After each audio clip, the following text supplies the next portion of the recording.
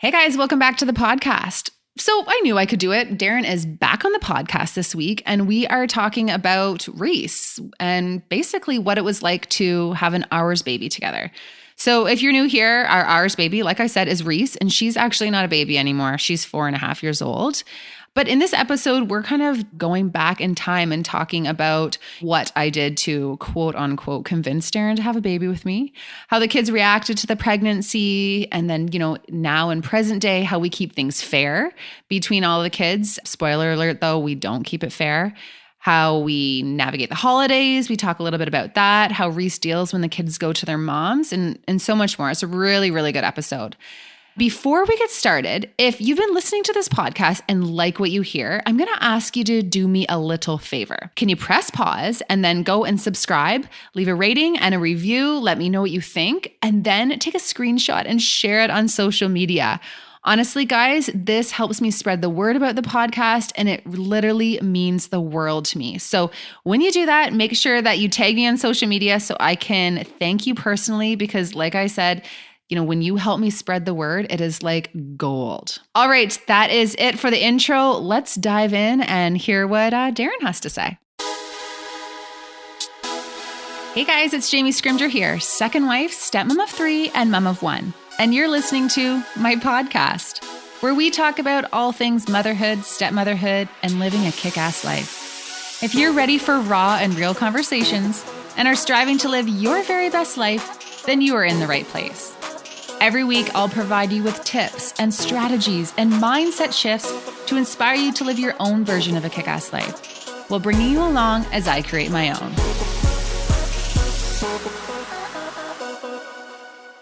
All right, hey guys, so here I am sitting here with my husband, Darren. Guys, to give you a visual, it is 7 o'clock in the morning, and we are sitting on the floor in our basement, hoping to God that the kids don't wake up and come down and interrupt us. How you doing, Darren? I'm good. It's early. Yeah. Is this what you wanted to be doing at 7 in the morning? 7 in the morning is not bad. It was the volleyball drop off at 6:30 that was early. Yeah. So already this morning, Darren had to drop my stepdaughter off at volleyball practice. We've been herding Reese upstairs and trying to keep this dog under control. So we are going to do the best we can to get this podcast out for you guys today, because I've been dying to answer some of your questions about bringing an ours baby into your blended family. Do you know what an ours baby is, Darren? I do. Did you know what an ours baby was until your wife was a stepmom blogger? I didn't. Yeah. So we are going to talk all about bringing Reese into our blended family crew. And for those of you who are not familiar with us, so this is Darren's second marriage. When we got together, Darren had 3 children from his previous marriage. And then after we got married, we added 1 new baby to our crew. So if you want to learn more about our first year of marriage and what that was like for us in the transition period there, we did talk about that in the first episode of this podcast. So if you didn't listen to that, go back and take a listen. And today we're going to talk about adding Reese to our fam jam. All right. So the first question that I often get is, how did I convince Darren to have a baby with me? And did I have to convince you to have a baby? I don't think you had to convince me, but I recall being out for dinner when we were dating. I don't think we were engaged, but we were dating. And somebody said to me, "Wow, Darren, she's younger than you. She may want kids, and you already have 3 kids." And I think I said, "Well, that ship sailed." And you heard that comment, and we had a discussion afterwards, and you sort of said, "You've had things I haven't had." And I said, well, I think I said that in the moment, but as our relationship went on, I think it became quite apparent that it was something that we both wanted. So I don't think there was a lot of convincing. But again, I had already been through 3 kids, and I thought maybe diapers were a thing of the past, but yeah. So when you got divorced, if someone were to ask you before you and I got together, if you were going to have another child and get married again, what would your answer have been? Oh, I think when you're going through a divorce or separation, that's not even on your mind. I don't think you're thinking about that. I don't think that really even came up until you and I started dating and realized that this is serious, and we want to spend the rest of our lives together, and what do we want as a family? I think that's when it came up. I don't think you think about it. I didn't care if I got married again. I was quite enjoying being single for a while. And yeah, then, I'm and then sure you you came were. along. I'm sure you were. So, the one thing that I do want to say is that I think it's so important to have that conversation right off the bat. Well, not right off the bat. Like when you go on your first date, don't be like, so do you want kids? But I think as soon as it starts to get serious and you're dating someone who has kids from a previous marriage, you need to have that conversation. Like I remember, and you don't remember this as clear as I do, but I remember laying on the bed and saying to you, you've done things that I haven't done and that I want to do. And that kind of needs to be a conversation before we move forward. I didn't want to waste anyone's time. I do. I recall that. I remember you saying that to me. And I thought that's kind of a funny thing to say because we're caught up in the moment of that honeymoon period or lust period when you first start dating someone. And I thought, wow. But then I understood you were at a certain stage in your life and you hadn't been married and you hadn't had any children. And I could see that you don't necessarily, if that's something you want and it's something I don't want, why not figure that out right away so we know where we stand in our relationship? And if things continued on, that was great. But if it was something that you absolutely had to have and I was against, I would understand that. Yeah. And so I think sometimes people will wait to have those conversations and wait until you're married or wait until the time's right. But I think you need to have those right off the get-go because I think that would be the worst thing ever is you get married and then or you get into the relationship and you develop those feelings and you realize you want completely different things in life. And then what are you supposed to do? Right. Yeah. And that's why I said I was at first I thought, what's this conversation about? But then I understood what you were saying. You were at a certain age and if I'm going to date this guy for 5 years and he has no intention of having another child, that's something I should know up front. I understand that. Yeah, totally. And you know what people will always say, because we moved very quickly. And again, I talk about that in the first podcast. But the reason why I feel like we moved super quickly and had the wedding so quickly is because we wanted to have kids. And you're not young. I'm not old. Oh, you're I would say you're closer to old than you are to young. Like, middle age. Yeah, you're a middle-aged man. So when Darren and I got together, he was 40 years old. And I figured if we're going to have kids, we need to get on that now. That's a personal preference for me. Obviously, anyone can have kids whenever they want. 40 is the new 30 though, isn't it? Yeah. You're very youthful, honey. But that's why we went as quickly as we did. So anyway, we decide to get married. We get pregnant right away. So, we got married in June. We were pregnant in August. So let's talk about how we told the kids. Did you have any, I don't even know what the word is, reservations about what the kids' reactions would be or telling the kids about having this new baby with your new wife? Don't recall having any reservations. I recall being a little worried. They might worry about where they stand, but we had become such a good family unit. You as the stepmom and I have and had a great relationship with the kids at that time. I felt very comfortable telling them. And I think we told them, basically we did some pictures and we told them, that they're going to have another baby brother or sister. And all of them were very excited because I remember, after Reese was born, they could hardly wait to get to the hospital and see this new baby. And there's some wonderful pictures of the kids holding her. Yeah. And they were very welcoming and they just adore her. So we were fortunate that it went very well, but I don't recall having any reservations. But I think, from the very beginning, we always talked about the fact that we were going to have another baby, that that's what we wanted. So we had kind of prepped the kids. Because I remember when when we sat down and told them that we were pregnant, they knew it was coming. It wasn't like this big shocker. And we were very much reinforced the fact that we weren't starting a new family. We were adding to one that we already had. Yeah. And you were always very adamant that there are no half brothers and sisters. You can't cut people in half. So we made it like this is your sibling. This is going to be your new brother or sister. So there was no sort of this is an ours baby and you're my children. It was this is a new person and we're welcoming this person to our family. And I think you were very good at that. And I was too. And we've always made it very seamless. Totally. And, I remember that night. So the night we told the kids we were going out for dinner with friends.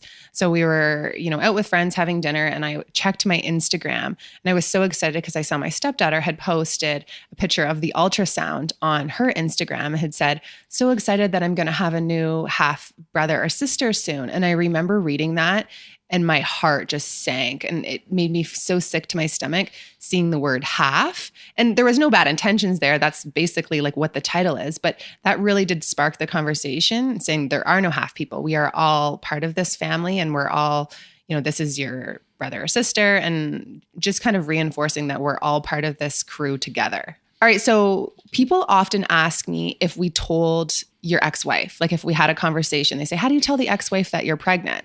I don't recall having a conversation. I don't think we had a conversation at all. I don't think we really even considered it. No, I don't think, I don't understand. I understand it has to do with her children, but I didn't think that it was something that we needed to, set out and have this planned conversation. I think that the kids probably just told her.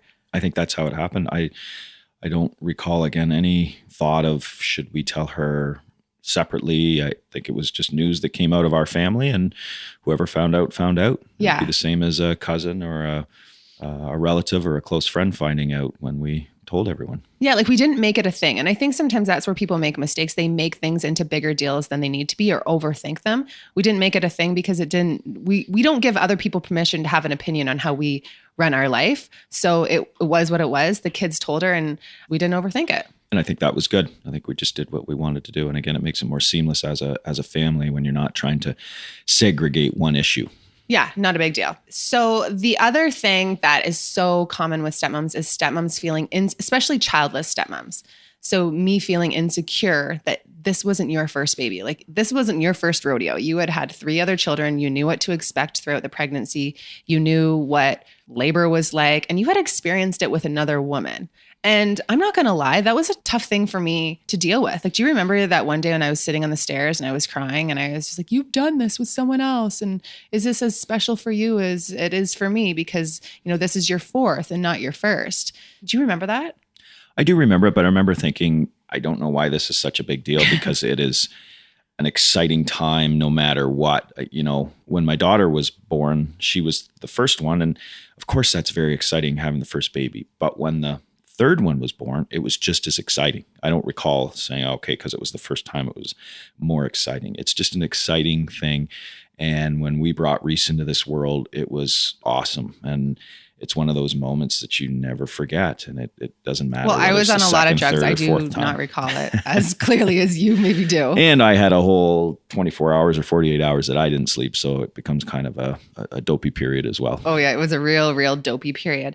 But I think that you need to remember that was our first, right? So it's our first baby together. So it's not like it's not a first. It's just the first that we have together. And it doesn't make it any less special. And I think that's where stepmoms get in our heads and we start to kind of spiral and think that our husband just thinks this is no big deal when it is a big deal because you're excited to experience it with us. And it was really special because I got to see these older kids of mine embrace this baby, and seeing that is so exciting. You don't have that when you have the first one. You see your parents or your grandparents come and see this first child. But when you see your other children embrace this new baby, it is an incredible feeling. Yeah. And what also is really incredible? Having people who are in your home able to help you out with the kids. That, seriously, I remember when, my stepkids would go back to their moms, I'd be like, oh my gosh, I need someone to hold the baby. They were such a huge help.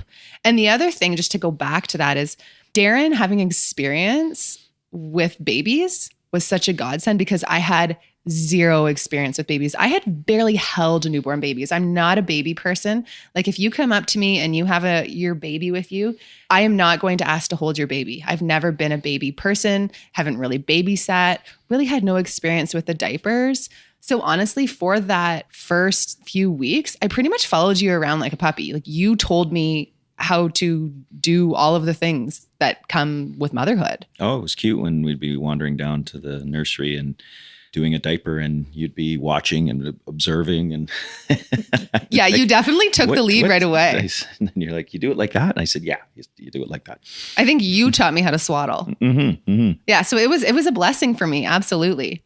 So people often ask how my relationship with my stepchildren or the kids changed when we had Reese. I don't think anything changed. I think Reese is the best thing that ever happened to our family.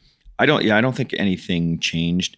And actually, you'd say, well, you didn't have as much time for them because you're concentrating on this little baby, but I don't think that's true at all. I think you still did all the wonderful things you did with the kids, even after we had Reese. And as busy as it is with a newborn baby, I don't think that anything really did change. Yeah, but I will say I did miss out on that new mom experience. Like I remember going to mommy and baby classes and the moms would say, oh, the days are so long. Like I just kind of sit there and stare at my baby and just like wait for my husband to get home. I'm like, are you kidding me? I could use an extra 3 hours because we had this new baby, but there was still laundry with the other kids. The kids still had hockey. There were still all the other, responsibilities that came with, being a stepmom. So I will say I did miss out on that new mom experience.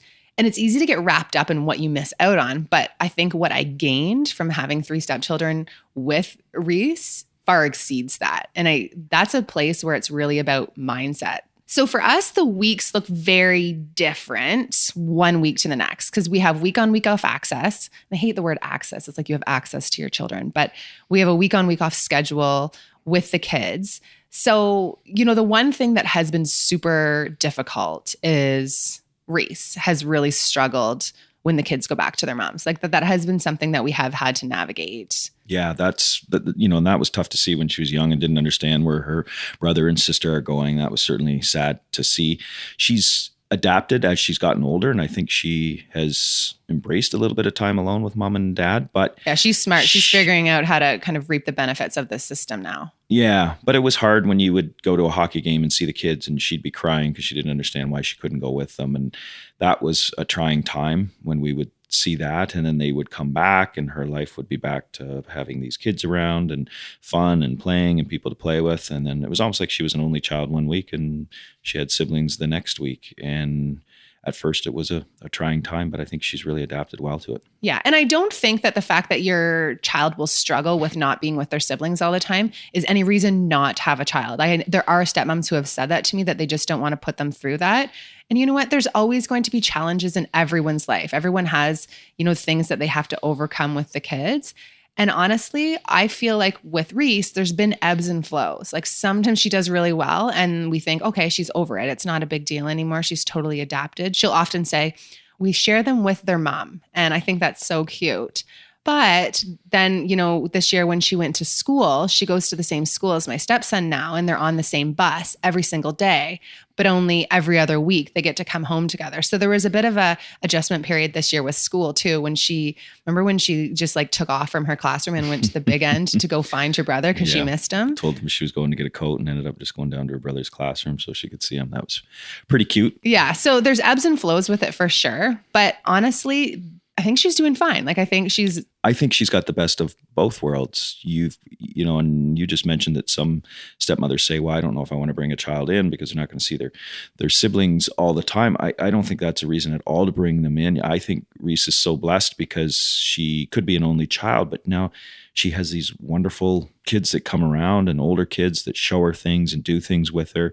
And I look at the things that she gets because of these older brothers and sisters, and it's just wonderful. Yeah, totally. And you know what? I think they get less annoyed of her because they're only with her every other week, right? She's that annoying sister sometimes who wants to be with them all the time or with their friends all the time. Mm-hmm. And they get a break. They go back to their mom's house and then they come back and they've missed her, as opposed to her kind of being that sister who wants to be around you all of the time, 24/7. So yeah, it works for us. And I think, like I said, I think she's just reaping the benefits.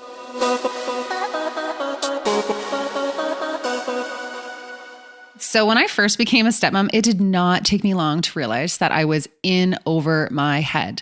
So one night I found myself sitting on the bathroom floor, bawling my eyes out, wondering what the heck I was thinking, marrying a man with 3 kids and an ex-wife. Honestly, don't get me wrong. I was in love with my husband. The kids were great, but man, I was in over my head. So I did what we all do when we're looking for support, and I went to the internet.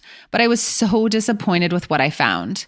Even though my news feed was overflowing with support and resources for quote unquote real moms, there was nothing for stepmoms. Well, actually, that's not true. There was a lot of complaining, a lot of negativity, a lot of Facebook group vent sessions, but I knew that wasn't going to make anything any easier. I needed someone to tell me what to do to thrive.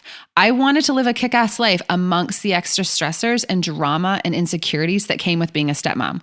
I really just wanted to have a great family life. So I decided to figure it out on my own. And after a lot of work on myself, a lot of work on my marriage, some therapy, and digging deep into all the step family resources I could find, The stressors that used to send me to the bathroom floor or feel so overwhelmed that my hands would literally shake don't even faze me anymore. Want to know what I did to get to this place? Well, I will show you exactly how. So the Kick-Ass Stepmom Project is an exclusive community and course for stepmoms, and it outlines step by step what I did to change my stepfamily life. So as a life coach with a specialization in stepfamily dynamics, a former child protection worker, a stepmom, and a child of divorce, I've basically combined my personal and professional experience and created the type of support that I was looking for when I found myself on that bathroom floor. To learn more and to hear what stepmoms who have completed the program have to say, head to www.thekickassstepmomproject.com.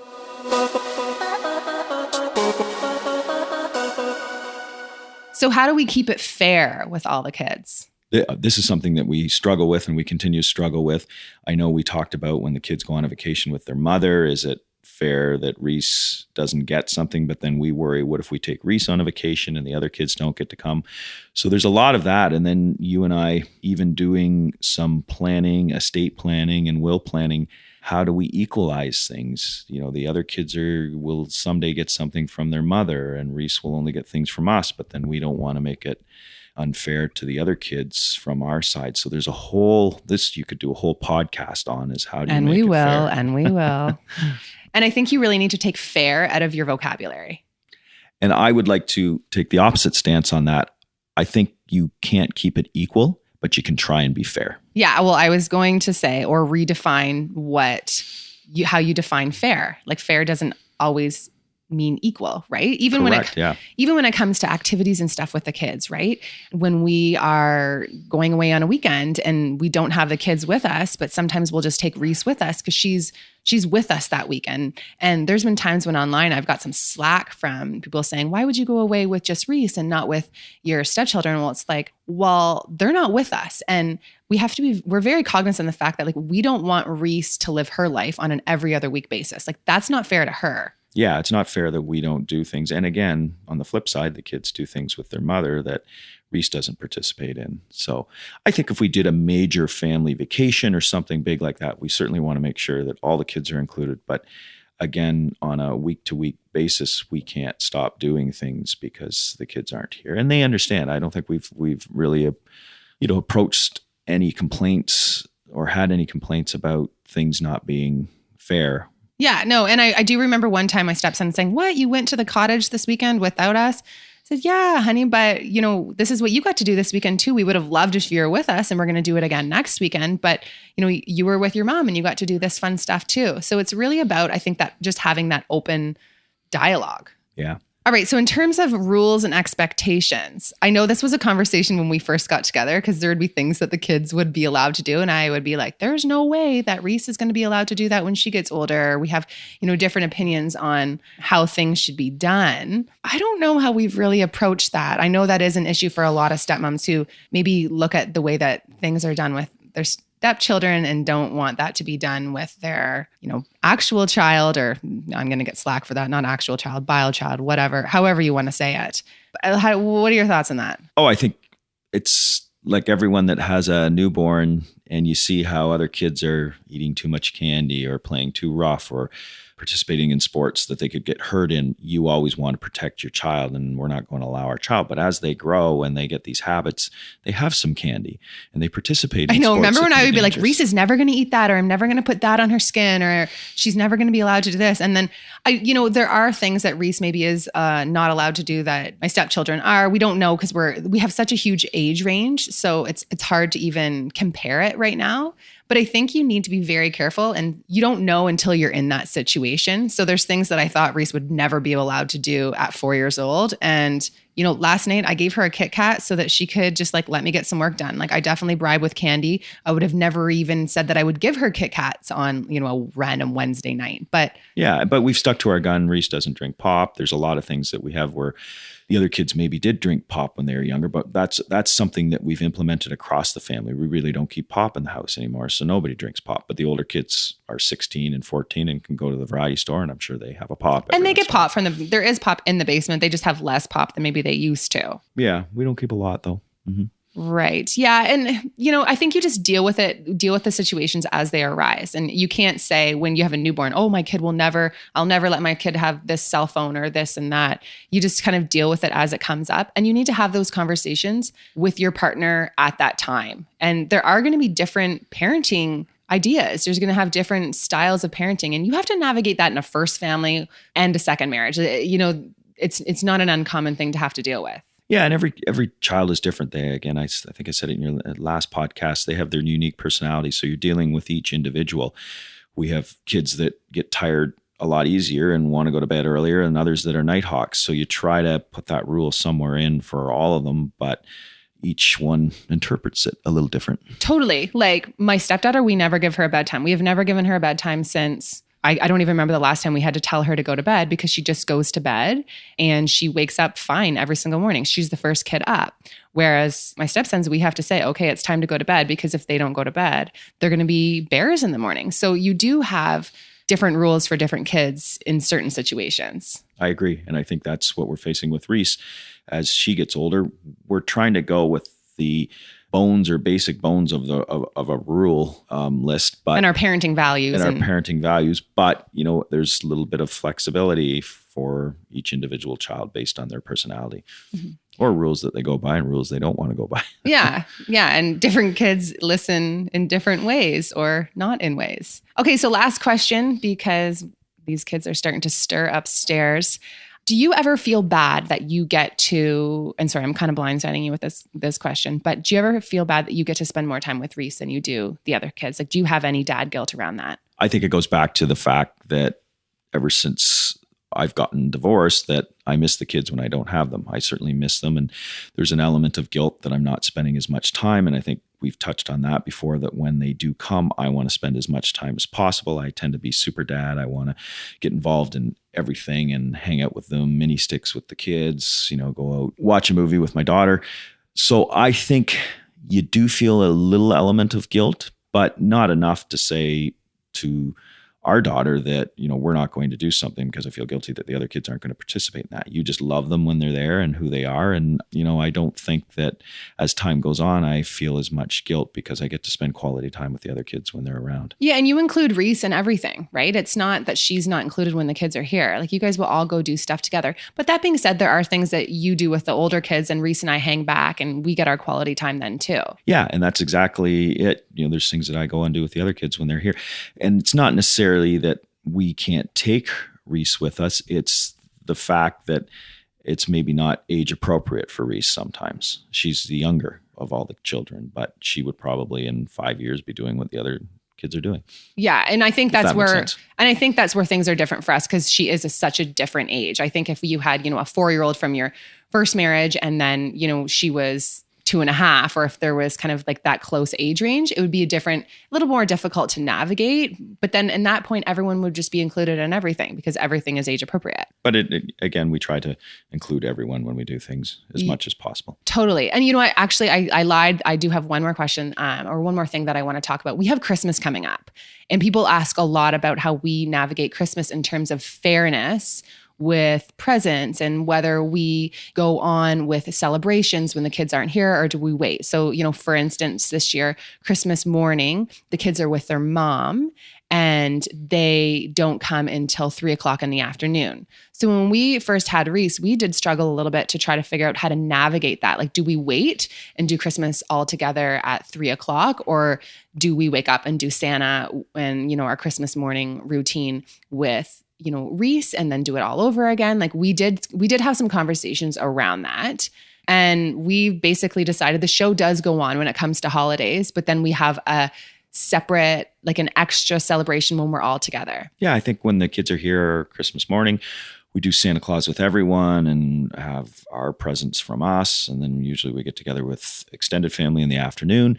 when the kids are with their mom in the morning, we do Santa with Reese, and then we get the kids in the afternoon, and we usually do our family gifts and celebration, and then again, extended family from there. So I think Christmas is a lot more seamless than it used to be. I think we used to worry a lot more about how do we handle this, but the kids get Santa Claus at their mom's when they're there, so they're not missing anything as far as part of our celebration. They're just getting it with their mother. Yeah, and it's the big question is presents. Do we make sure that we give all 4 kids the same amount of presents, especially when it comes to, Santa Claus and all of that?